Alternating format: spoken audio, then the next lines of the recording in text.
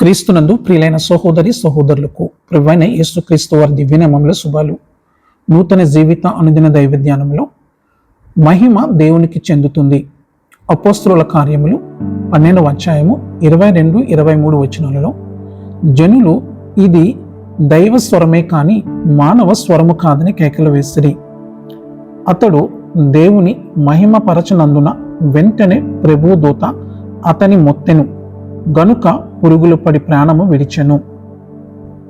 హేరోదు రాజు మాట్లాడడం ప్రారంభించినప్పుడు ప్రజలు ఆయన మనిషి కాదని దేవుడని అన్నారు.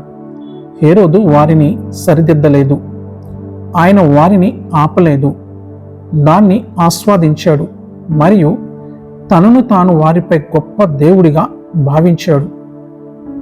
ఇది చాలా మందిని వారు ఎన్నడూ తెలియని చెప్పలేని ఇబ్బందులు నెట్టివేస్తుంది.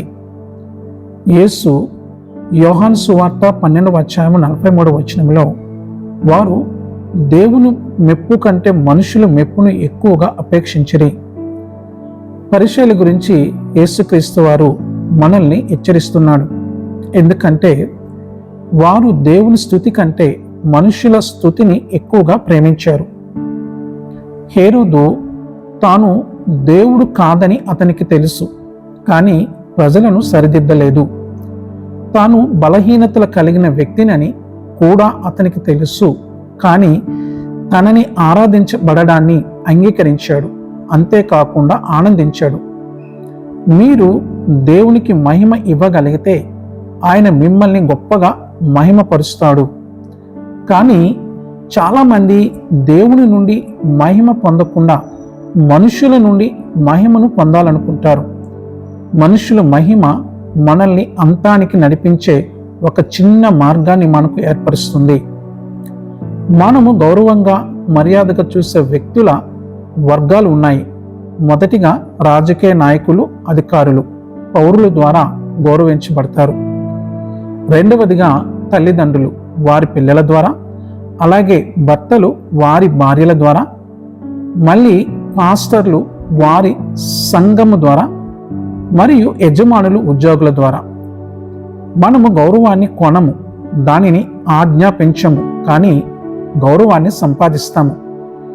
యోహాను సువార్త 6వ అధ్యాయము 14-15 వచనాలలో ఆ మనుష్యులు యేసు చేసిన సూచక్రియను చూసి నిజముగా ఈ లోకమునకు రాబో ప్రవక్త ఈయనే అని చెప్పుకొనిరి. రాజుగా చేయుటకు వారు వచ్చి తన్ను బలవంతంగా పట్టుకొనబోచున్నారని యేసు ఎరిగి మరలా కొండకు ఒంటరిగా వెళ్ళెను. ప్రజలు తనను రాజుగా చేయాలనుకున్నప్పుడు యేసుక్రీస్తు ఎలా చేశాడో ఆయన నుండి మనం నేర్చుకోవాలి. బైబిల్ ఇలా చెప్తుంది. కాబట్టి యేసు గ్రహించాడు, ఆయన ప్రజలను పరిశీలించి వారి ఉద్దేశాలను కూడా గ్రహించాడు. తనకు ఇవ్వబడిన ఘనతకు తాను అర్హుడని హేరోదు స్పష్టంగా భావించాడు.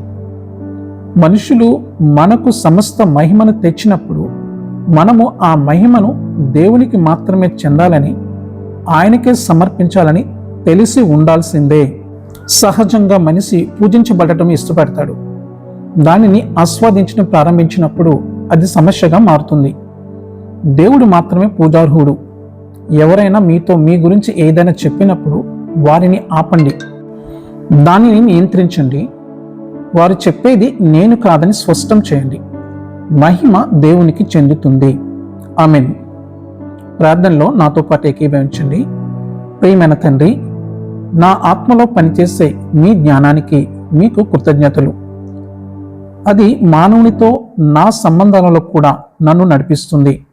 యేసు నామములో ప్రతిరోజు మీ వాక్యానికి ధన్యవాదాలు. ఆమేన్.